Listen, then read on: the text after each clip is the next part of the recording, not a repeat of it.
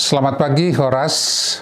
Kembali kita akan mendengarkan firman Tuhan pagi hari ini. Dan untuk itu, marilah kita berdoa. Bapa yang kekasih, kami sungguh bersyukur untuk anugerah-Mu hari baru boleh kami jalani.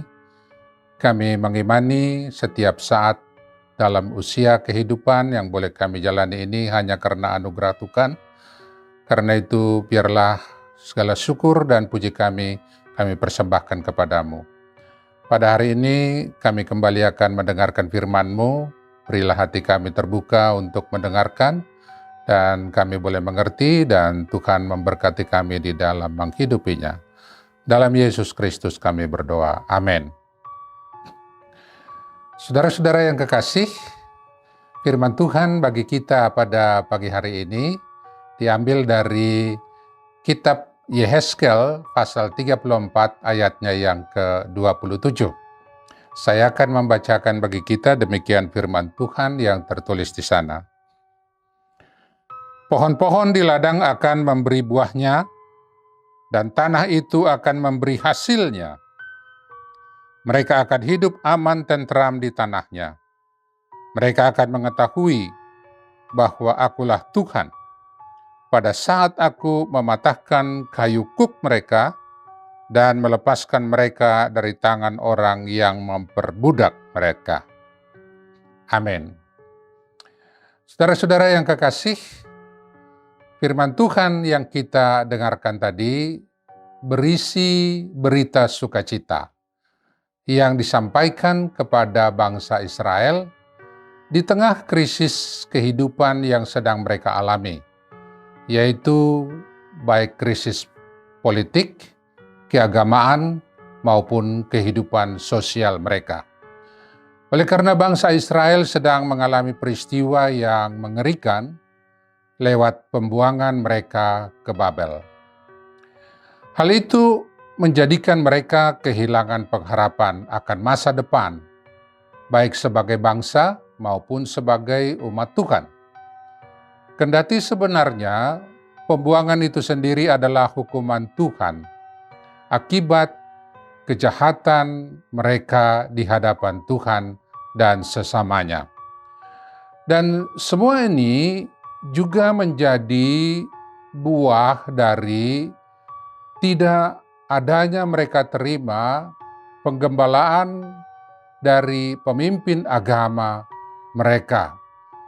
Para pemimpin agama tidak melakukan tugas yang disuruhkan kepada mereka untuk menggembalakan umat, tetapi mereka hanya mementingkan diri dan menjadikan umat sebagai perahan untuk memperkaya diri atau kelompoknya. Demikianlah umat Tuhan tidak mengalami tuntunan di dalam firman Tuhan, dan mereka terserak dan menjadi makanan empuk dari berbagai penyesat yang kalau digambarkan sebagai domba, mereka menjadi makanan empuk binatang buas di hutan.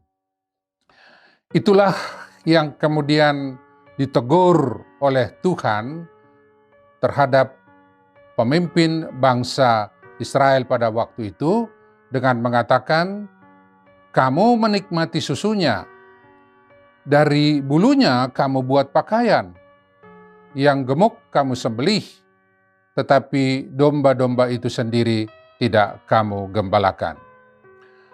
Akibat dari kegagalan para gembala ini, umat pun hidup dalam mementingkan diri sendiri, seperti mereka meniru kepada pemimpin mereka. Yang kuat menindas yang lemah, sehingga kehidupan jauh dari kedamaian dan perdamaian. Dan karena itu Tuhan menghukum bangsa itu dan membuang mereka ke Babel. Saudara-saudara, itulah sedikit latar belakang konteks firman Tuhan yang kita baca tadi. Namun kemudian murka Tuhan tidak selamanya. Dia tidak melupakan perjanjiannya dengan umatnya, di mana Tuhan adalah pemelihara dan penjaga bagi bangsa itu. Karenanya Tuhan sendiri mengambil alih tugas penggembalaan dan menjadikan dirinya sebagai gembala yang baik bagi mereka. Para pemimpin agama boleh gagal menggembalakan umat. Demikian pun umat boleh jatuh ke dalam kehidupan, di dalam kekacauan, dan tidak hidup di jalan Tuhan.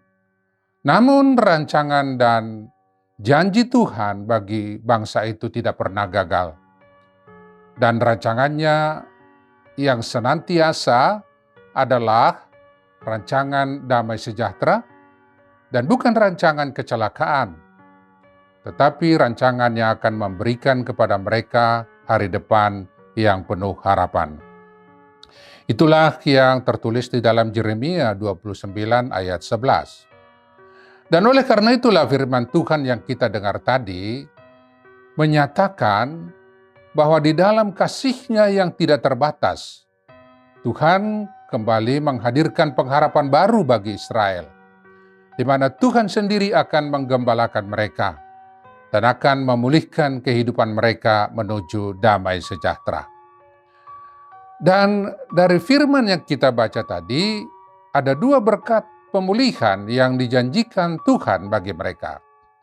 Yang pertama, pemulihan ekonomi. Itulah yang dikatakan kepada mereka ketika apa yang mereka kerjakan, baik lewat usaha atau pekerjaan pertanian mereka, itu akan berbuahkan hasil atau berhasil. Yang kedua, kelepasan bangsa itu dari segala bentuk penjajahan atau perbudakan atas mereka. Dan itu berarti bangsa Israel kembali akan mengalami kemerdekaan dan terbebas dari kuk penjajahan dari bangsa-bangsa lain atas mereka. Saudara-saudara, dari firman Tuhan ini juga kita dapat petik sebagai rema buat kehidupan kita sekarang ini, umat Tuhan atau kita yang percaya kepadanya. Yang pertama tentu kita mengimani bahwa janji Tuhan adalah tetap. Dia tidak pernah berubah. Dahulu, sekarang, dan ke masa akan datang, Dia adalah Alfa dan Omega. Dari hal itu, manusia boleh gagal dalam menjalani kehidupan di hadapan Tuhan. Dan memang kita sudah gagal karena dosa-dosa kita. Namun Tuhan yang berkarya tidak akan pernah gagal. Dia berkuasa untuk mewujudkan atau menyatakan segala rencananya. Mazmur 33 ayat 4 berkata, sebab firman Tuhan itu benar, segala sesuatu dikerjakannya dengan kesetiaan. Karena itu saudara-saudara, baik di tengah krisis kehidupan seberat apapun, sesungguhnya firman Tuhan ini memanggil kita untuk terus menaruh pengharapan kepada Tuhan yang berkuasa memulihkan. Dan itulah yang disuruhkan Tuhan ketika Dia berkata, mereka akan mengetahui bahwa Akulah Tuhan. Karena itu, panggilan bagi kita sekarang adalah, teruslah teguh di dalam iman kepadanya, sebab Ia adalah setia. Dan yang kedua, marilah kita menyatukan diri kita dengan rancangan Tuhan, lewat mengikuti jalannya, lewat mentaati firman-Nya. Sebab dengan begitu, kita semua adalah kawan sekerja Allah yang mengimani dan mengerjakan segala rancangan Tuhan yang baik bagi kehidupan kita dan bagi sesama kita. Biarlah Tuhan memberkati kita semuanya. Amin. Mari kita berdoa. Kembali kami bersyukur ya Bapa, firman-Mu kiranya meneguhkan hati dan pikiran kami akan kesetiaan Tuhan yang terus saja mengiring setiap langkah hidup kami. Kami boleh gagal di dalam mentaati Tuhan, kami boleh gagal di dalam menghadapi permasalahan-permasalahan hidup kami. Tapi ketika kami boleh datang kepada Tuhan, kami akan mengalami kekuatan, kami akan mengalami pembaharuan, kami akan mengalami baik semangat yang baru, sukacita yang baru di dalam menjalani hidup kami. Sehingga apapun yang kami hadapi di dalam Tuhan, kami akan dapat menghadapinya dan akan mendapatkan keselamatan. Tuhanlah yang memberkati hidup kami satu persatu. Terima kasih ya Yesus. Amin.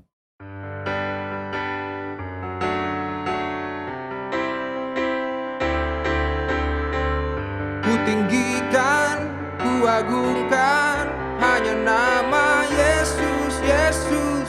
Tak bertahta dan berkuasa, hanya Engkau Yesus Tuhan. Ku tinggikan, ku agungkan, hanya nama Yesus, Yesus. Tak bertahta dan berkuasa, hanya Engkau Yesus Tuhan.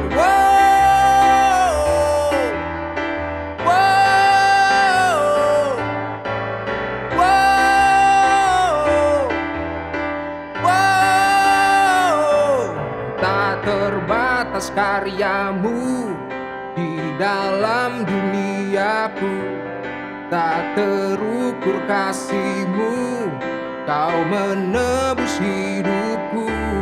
Dengan kau di sisiku, ku kalahkan semua musuh. Bukan karena hebatku, namun karena kuasamu. Ku tinggikan, ku agungkan, hanya nama Yesus, Yesus. Tak bertahta dan berkuasa, hanya Engkau Yesus Tuhan. Ku tinggikan, ku agungkan, hanya nama Yesus, Yesus. Tak bertahta dan berkuasa, hanya Engkau Yesus Tuhan. Ku tinggikan, ku agungkan, hanya nama Yesus, Yesus. Tak bertahta dan berkuasa, hanya Engkau Yesus Tuhan. Ku tinggikan, ku agungkan, hanya nama Yesus, Yesus. Tak bertahta dan berkuasa, hanya Engkau Yesus Tuhan. GKPS TV